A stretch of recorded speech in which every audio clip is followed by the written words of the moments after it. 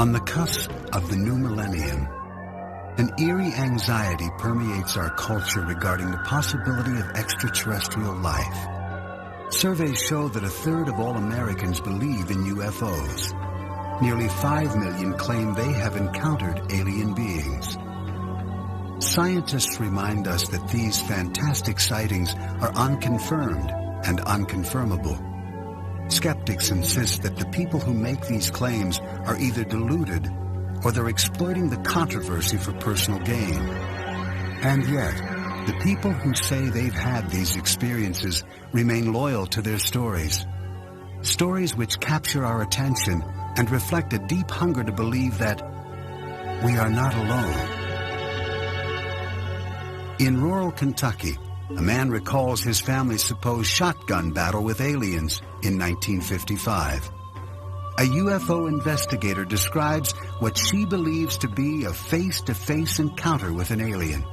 Just a mile from New York City, dozens of people hold the stories of UFOs and extraterrestrial visitations in a public park.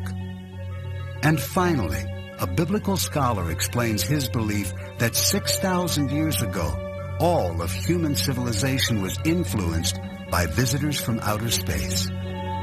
The notion of extraterrestrial life, fact or fiction? Or can it only be described as unexplained?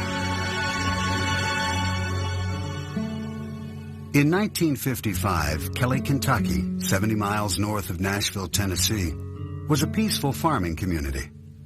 On the evening of August 21st, deep in the Kelly countryside, a party of 10 people reported a wild encounter with aliens. The Langfords were winding down from a family get-together filled with laughter and card playing. 12 years old at the time, Lonnie Langford says he remembers that night clearly. There was me, my brother, my sister, 2 half-brothers, their wives, and a friend and his wife. And that's about it, besides my mother. And we just sat around, and talked and played cards. My half-brother's friend, Taylor, he had to go out. We didn't have no inside restrooms back then. And as he was going out the door, he looked up and he noticed this round object. It had lights all around it.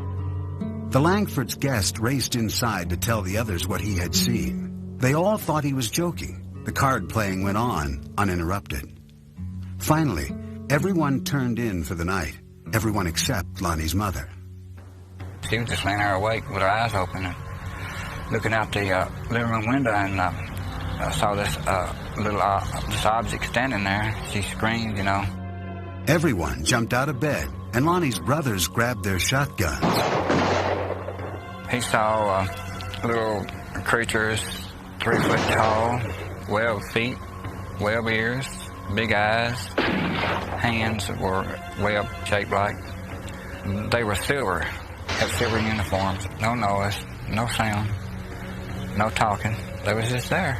I don't know why. Lonnie and his family watched the creatures float through the air as his brothers fired their shotguns. They say some bullets knocked the aliens over, but that to everyone's horror, the strange beings got back up again, unscathed. Everybody got roused up, started hollering and screaming. Lonnie's brother headed outside with his shotgun. Just as he was going outside, one of them grabbed him by the hair of the head, and then he jumped on out in the yard and, shot at him. Lonnie Langford said he and his family watched in terror as these glowing beings circled their home. When his brothers finally ran out of ammunition, they brandished their flashlights. The beams illuminated the sky, and to the family's surprise, the silver creatures quickly retreated into the darkness. They wasn't trying to hurt nobody. They wasn't trying to hurt us all. I think they was more scared of us than we were of them.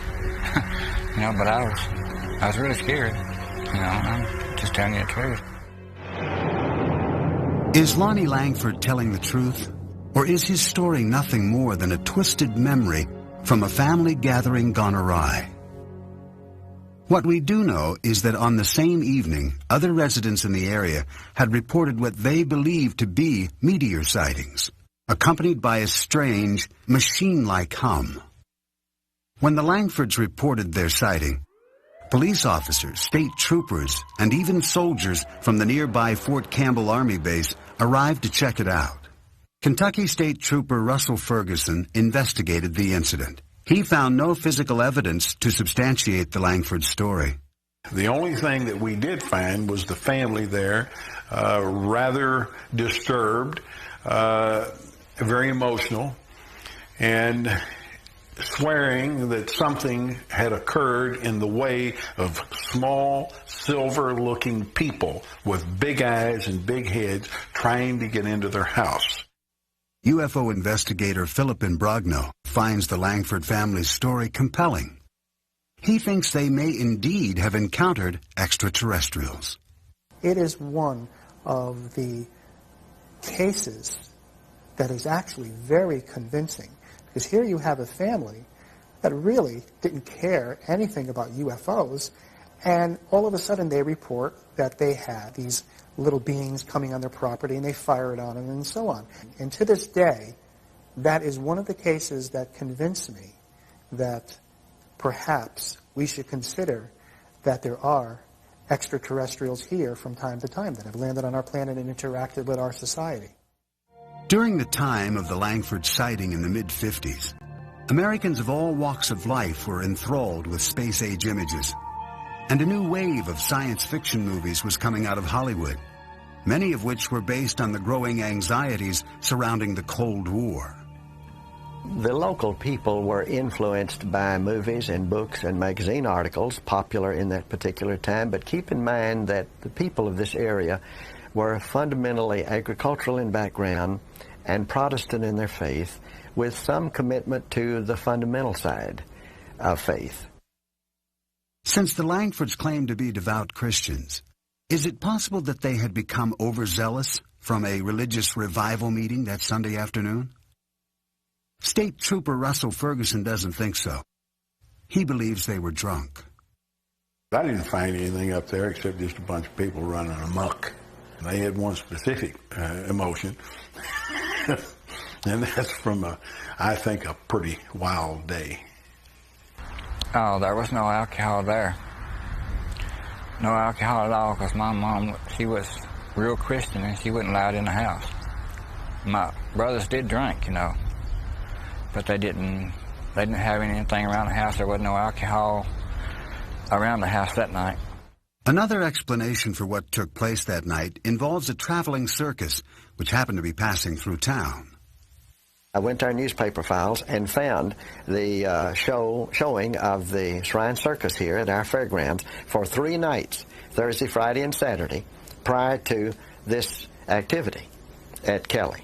It's certainly possible that monkeys were in that traveling troupe of the Shrine Circus, and it is possible that some of them could have escaped. Some people said it was monkeys from the circus. I didn't know that there was a circus at the time, and neither did my family. There ain't no silver monkeys. How can a monkey be silver? If these strange visions weren't brought on by excessive drinking or playful chimpanzees, what really happened? One author on paranormal phenomena, Greg Little, thinks there could be a scientific explanation. This part of Kentucky lies on a major fault line. Little points out that tectonic pressures in the Earth can create unusual forms of electromagnetic discharge, strong enough to disorient people. These electromagnetic plasmas have this enormous, powerful electromagnetic field around them. And when a person gets close to this field, it does interact with brain biochemistry. It also produces serotonin, a substance that is biochemically identical to a hallucinogenic drug called dimethyltryptamine, which is a 30-minute LSD trip, which, gee, if you had a 30-minute LSD trip when you were asleep, what would we call that? A dream. Dreams, nightmares, few, if any, will ever be sure of exactly what happened that summer night in 1955. I have no idea why the aliens visit me. Maybe they're just passing over and something, got curious and wanted to come down. I don't have no idea. Why do you think God put all those other planets out there and all those moons and all those other suns and just left this one with life on it? All the rest of them out there is without life now. I asked you if you were suddenly capable of going from here to Mars or the sun or whatever other planet, and you were coming to Earth with all that technology that was available to you. Now, surely to hell you wouldn't land in Kelly, Kentucky, when we've got the nation's capital and all the other big cities and what have you. No, I don't think so. One thing is certain. Lonnie Langford and his family did not go out seeking extraterrestrials that August evening. And the memory has haunted them ever since. There are areas around the world which are known as so-called UFO hotspots because of the frequency of reported sightings. Pine Bush in upstate New York is one of those places. That is what attracted UFO investigator Ellen Crystal. This is where she actively attempts to initiate contact with aliens. Having written a book on her experiences called Silent Invasion, she believes her 20 years of research, including over 1,000 photographs, offers evidence of the existence of extraterrestrial life. It really takes a certain mentality to do it in a cohesive way so that you come away with some research. I mean, there's people like me trying to collect research and successfully doing it and trying to have close encounters where you can use equipment and machinery that actually works and registers. Ellen first began searching for extraterrestrials in the countryside around Pine Bush during the early 1980s. At that time, a psychic told her that she had been cured by aliens during a severe childhood illness. She basically did a reading with me, and she said, when you were 4, you were really sick, and she said, I see the ship above a White House, and they healed you. And I said, well, I was sick. I was sick for 8 months. I thought I was 2. This psychic reading motivated Ellen to pursue her dream of meeting up with aliens. This is her story. She maintains that on August 7th, 1980, she had a close encounter which satisfied her curiosity, perhaps more fully than she had expected.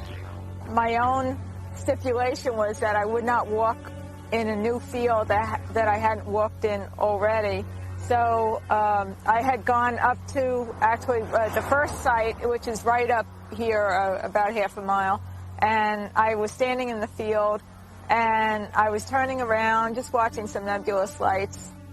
I saw a huge bright light go down in the trees right across the street from me. And I wasn't sure what I wanted to do. I kind of thought they were daring me. Ellen took the challenge. She drove from field to field, contemplating her next move.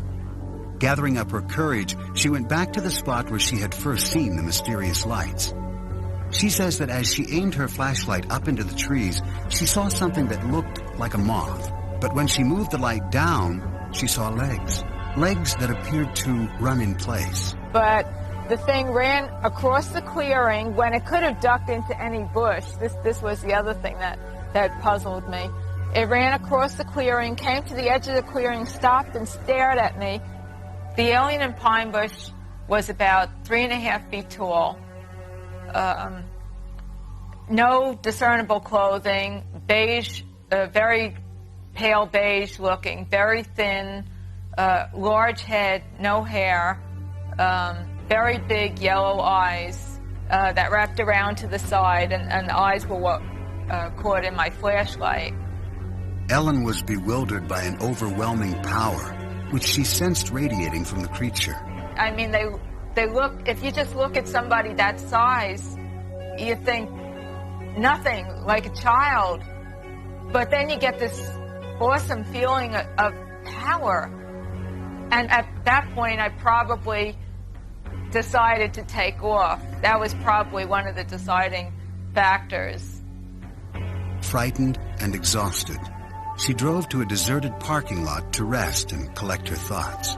I just couldn't deal with all the emotion. I was so paralyzed with fear, and I remember my chest like going up and down. I mean, I was totally panic-stricken. I started to sweat. Ellen Crystal kept a journal of this and other experiences that she included in her book. As part of her research, she has developed elaborate theories all her own about why these aliens have come to Earth. I think that the aliens have a problem. I think they have a really terminal physical problem. I think the only reason that aliens would be coming here on such a massive level would be if they have a terminal physical problem, and that essentially equates to reproduction, that they may be a race on the edge of extinction.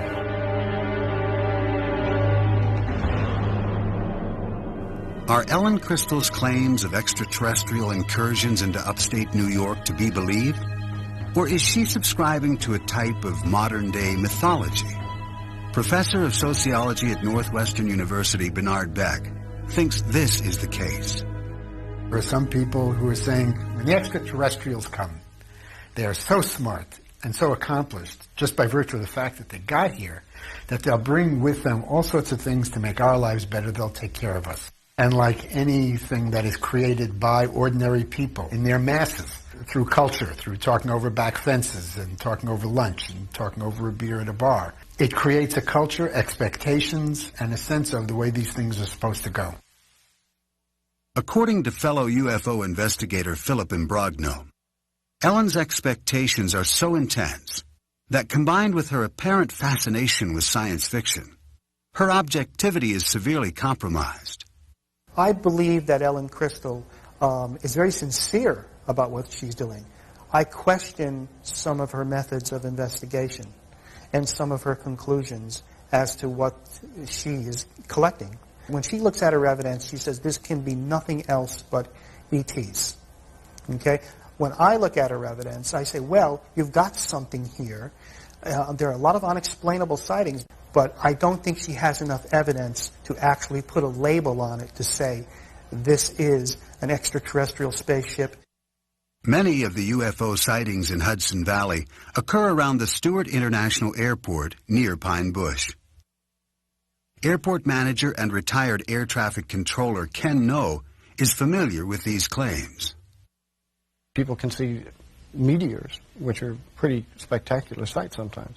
Most of the sightings that I've heard of are in the evening, and various airplanes have different kinds of lights, different configurations of lights, and if people aren't looking at the night sky all the time, or a great deal of the time, they may find something unusual looking. Adding to the confusion, in the summer of 1988, during a rash of reported UFO sightings, a group of pilots decided to play a practical joke on the residents of the Hudson Valley. They flew in an echelon formation, or if you like, a V formation, in small light aircraft, which don't make a great deal of noise, and they looked pretty impressive.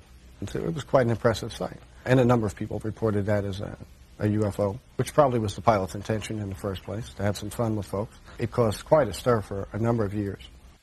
Ken No and other local air traffic controllers remain skeptical of Ellen Crystal's conclusions and of her UFO video research. I have seen some of her work, some of her photographs, and I think they're certainly questionable. These tapes were shot near the Stewart International Airport. Clearly looks like an airplane to me. I see flashing strobe lights as anti-collision lights, and what may be two landing lights on the wingtips of the aircraft. Again, this clearly looks to me like a slightly out of focus video of an aircraft. I think you can clearly see this is probably a large jet aircraft. At this point on the tape, you can even hear the engines. Looks like an airplane to me. Ellen's photographs fail to hold up under any scientific scrutiny.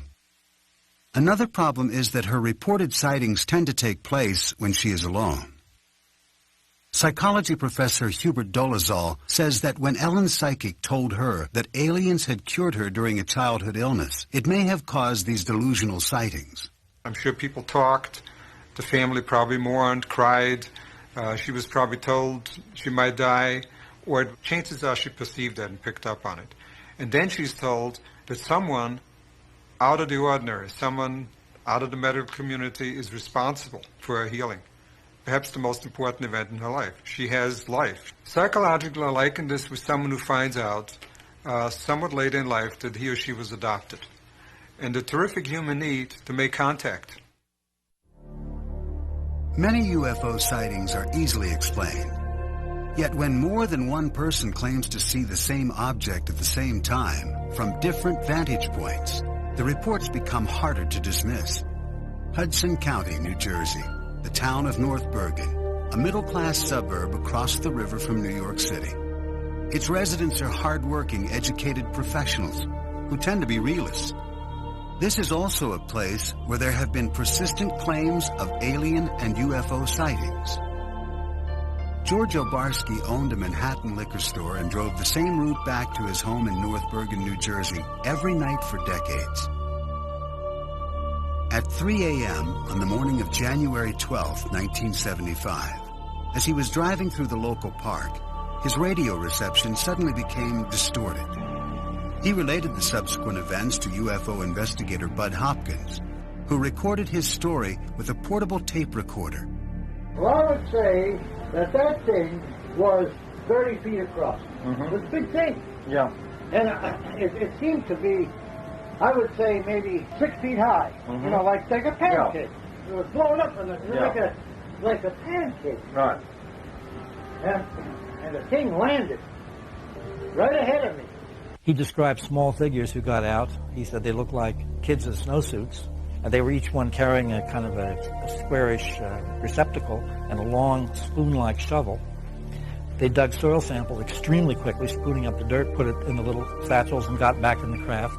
He said they moved incredibly fast, like kids coming down a fire escape. And the thing took off. He was absolutely terrified, stunned. He didn't know what he was seeing. Even after George Obarski made it home, he was still shaken, terrorized by what he had encountered. I was scared to death. Yeah. You know, I was sweating, and I immediately made some tea. Boy, after that, I turned on this radio and I took 2 aspirins. You know, I was scared. Right. But man, it's just either I'm going crazy or something else is wrong with me. George Obarski died in 1990. His son, Frank, remembers his father's story well. What he described was a big saucer-like object, which, for want of any better explanation, you'd have to call a UFO, unidentified flying object, that came down, was sort of disc-like on the bottom, had very strange lighting, sort of glowed. The clincher was, after it landed, my father described himself as being basically frozen, almost in fear. And this is a guy who'd been robbed a lot in the liquor store in New York and knew what fear was like and had coped with it a lot. But he said he was genuinely frightened of this thing.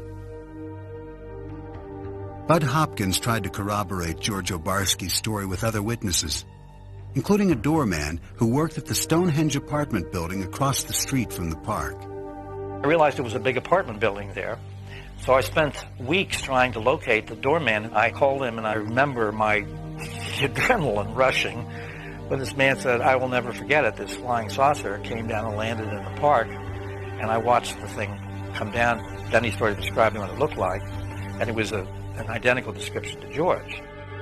After writing about Obarski's story in the Village Voice newspaper, Bud Hopkins kept looking for other possible witnesses. One family came to light afterwards. They were living about 5 blocks away, seeing this object coming down the street, maybe 40 feet up, slanted. And they described it as if it was looking in their windows. And even though the woman in the family was ill, she ran outside in her nightgown, bare feet, and the father and the children ran out, and they followed this thing down the street.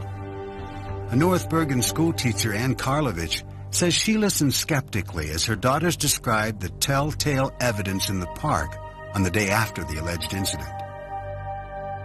Back in 1975, we had heard about this incident, that there was a flying saucer in the park.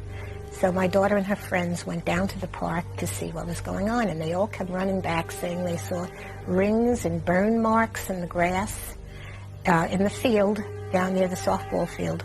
And they told me the whole story about broken windows, that the Stonehenge had a large glass facade and it was broken by a beam of light that hit it. The kids were awfully excited about it.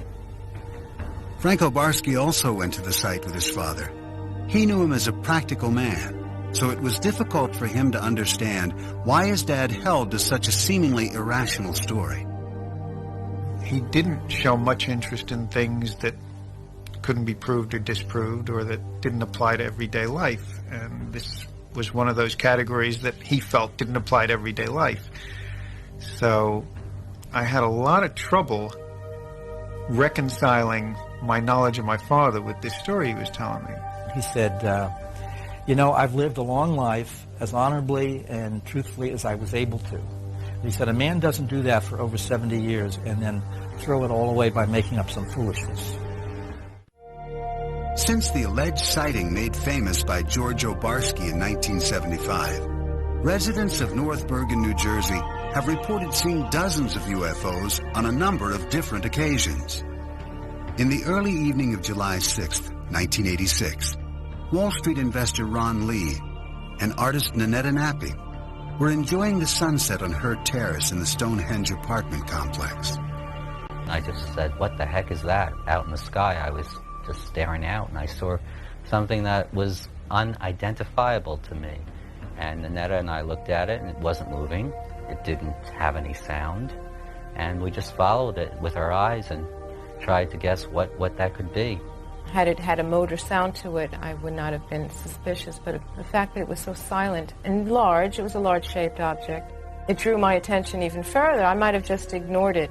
It was oval, and it had three sets of lights underneath it. And it just kept stationary in the sky for 5-10 minutes, and then at some point, it just took off and went south in a fashion without gaining momentum, but just going straight off with accelerated speed beyond what I was used to seeing.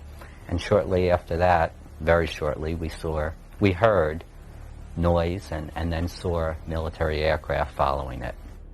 The next day, sightings of this UFO were reported in the press. Nanetta was not one of the people who had called the local officials. You don't want to talk about things that people could think that you're a little strange thinking about it. I was in denial about it because I didn't want to accept or believe that this thing did not have a rational reason behind it. 2 years later, in the same area of New Jersey, disc jockey Dave D'Elia claims he witnessed an unidentified flying object on St. Patrick's Day in 1988 over North Hudson Park. D'Elia says he was driving home when he noticed something in the sky. He pulled over. As I'm standing there, it's getting closer and closer. No noise at all. But the lights that made up the triangle were white. The diamond were white and green. D'Elia returned to his car and followed the UFO down the parkway for several miles, noting the shape of the craft. The shape of the UFO was a diamond shape like this. Where my thumbs are was basically the part that was coming toward me. That's how it was flying.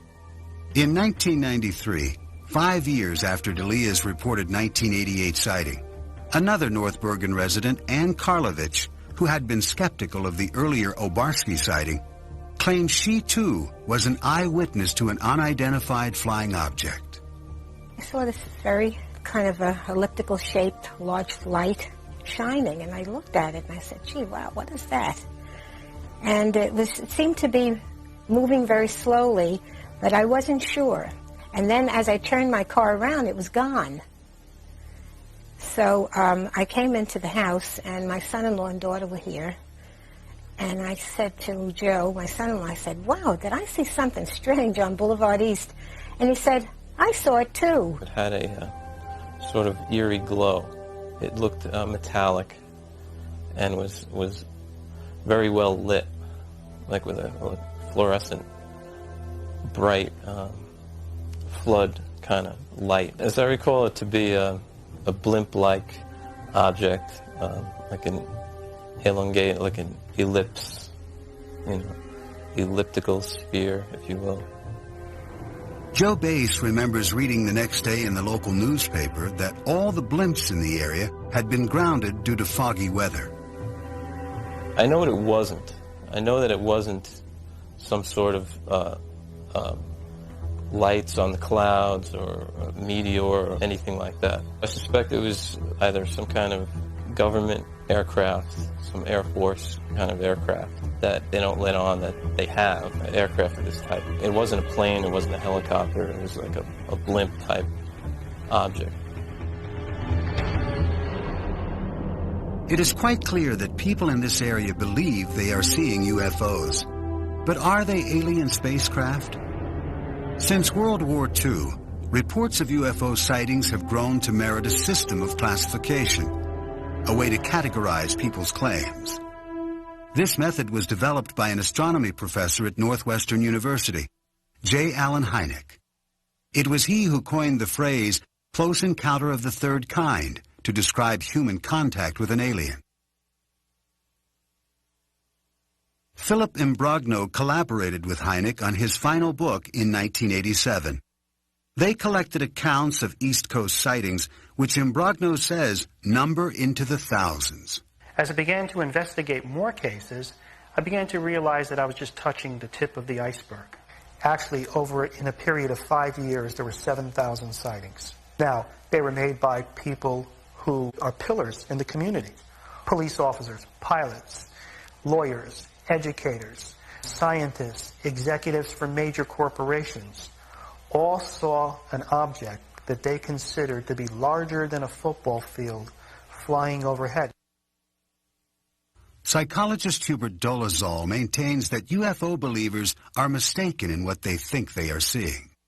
What we're looking at is a perceptual phenomenon where the background information is either dark conditions or dusk conditions, and where there's very little visual structure against which the object appears. Add to that the question of, does this person have myopia, nearsightedness, and astigmatism, suffers from any other kind of visual defect? And now you're looking at the question of not only unidentified moving objects, but unidentified stationary objects. I know what I saw. That's the only thing I can say. I know I saw something that didn't look like anything else I had seen before. Syndicated columnist Sally Deering grew up in the North Bergen area. She's heard dozens of the local UFO stories, and she thinks any belief in aliens and UFOs is ridiculous. They jump to UFO. And I think they jump to that too quickly. There's a lot of ways you could explain a lot of these things that we see. And I think that people just want to believe, they'll go from A to alien before they'll go to A to B. And I remember back in the early 70s how we would read books, Robert Heinlein's Stranger in a Strange Land, Kurt Vonnegut's books, and we would accept science fiction as some kind of metaphor for what we were living in at the time. This sort of feeling of being outcast in a society. Are alienated people confusing science fiction with reality? According to Professor Dolezal, those who claim to see aliens and UFOs may be experiencing a psychological need to be a part of a trend, something bigger than themselves, thus latching on to observations which have little or no supporting evidence. What I do believe is going on, it's the proverbial bandwagon effect, that it's popular to be included and to be part of this. It is becoming more and more accepted. The illness of you're nuts, or there's something wrong with your brain, or you're a liar has been vastly decreased. I think people are more open to the possibility. I believe every human being wants to be part of something that is special, that is important, that is exciting. Certainly with the advent of human beings becoming more sophisticated in terms of space travel, our own yearnings to be in space and to populate other planets, I think all of that has fueled, and reasonably so, this entire belief system and movement. Although skeptics like Professor Dolezal give compelling reasons why people think they see things which are not really there, believers remain irritated by the general skepticism they encounter. Franco Barsky is still perplexed by his father's alleged experience. It really bothered him that people thought he was lying about this. And that's the thing that I find the most compelling about this whole story, and the thing that I have the most trouble with. I suppose it is frightening because it's the unknown. Things that are not really part of the known are frightening. It just came and went, and I could be wrong, but I think that was really a once-in-a-lifetime event where I saw something that's unexplained.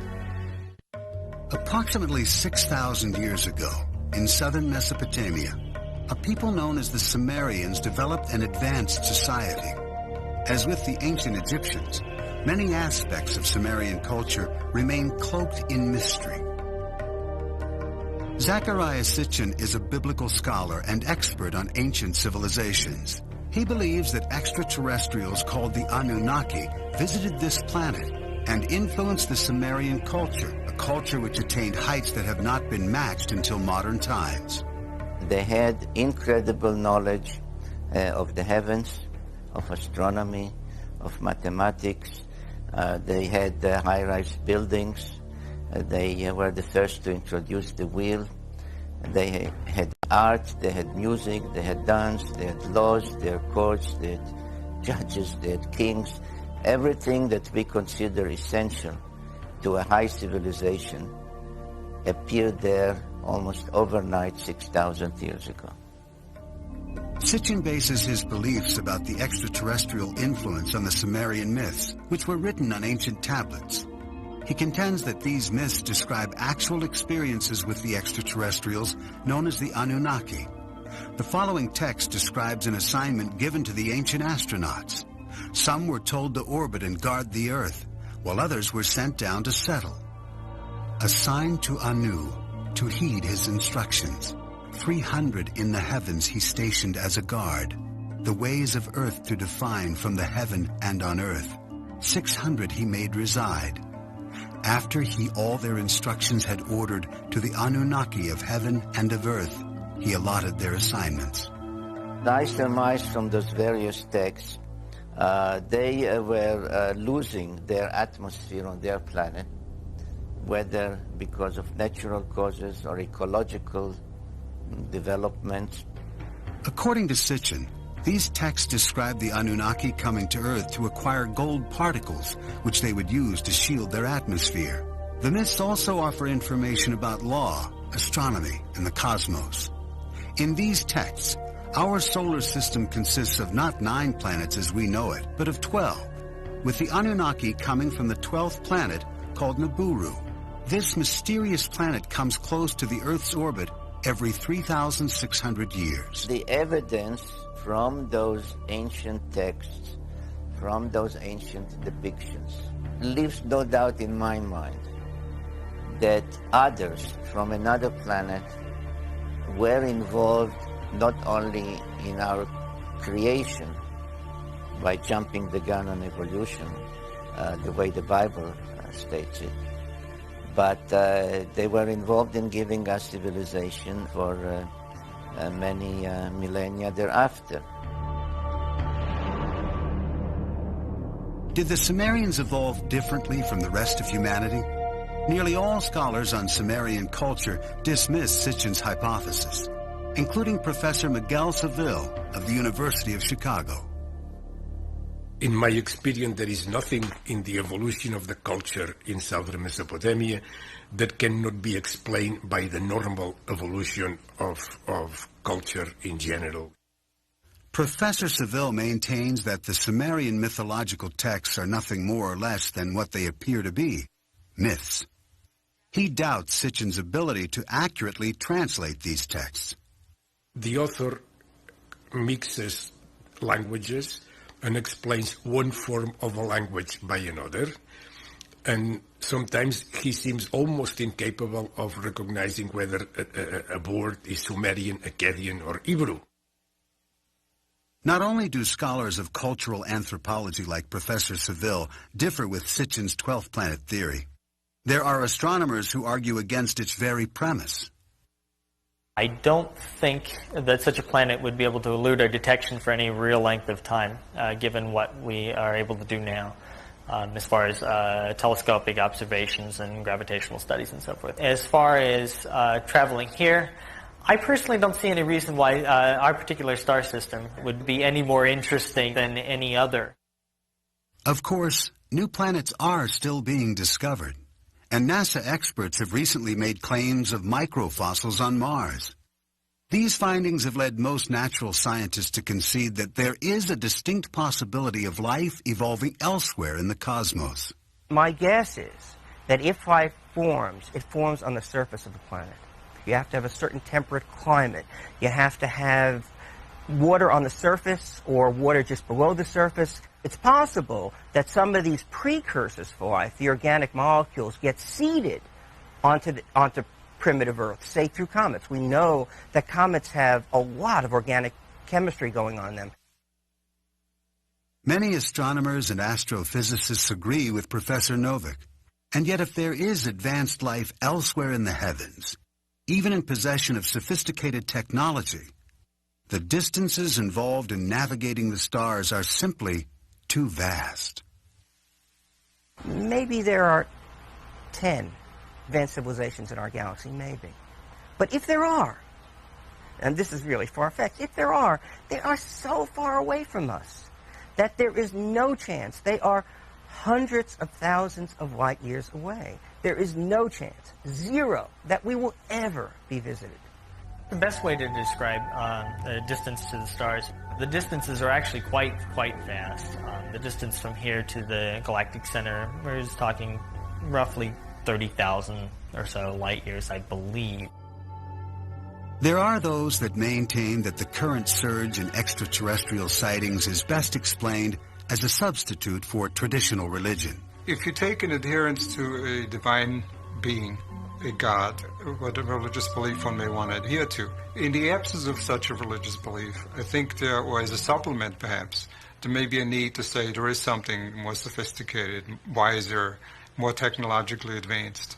And it seems to me that this is a reasonable supplement to say as a substitute for religious beliefs per se. Our needs are so great emotionally for some kind of religious center, and our fears, our paranoid fears are so great that it's extremely difficult to look at this objectively, and yet that's what we must do.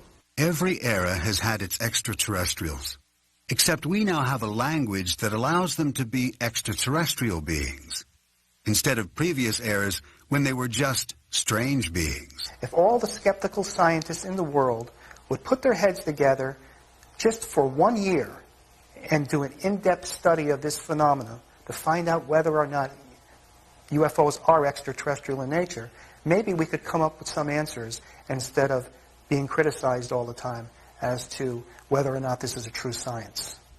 Somehow we as scientists have failed in explaining to people that there are things about the universe that we really do understand. We don't know everything, but we know a lot. And there are things that we can just rule out.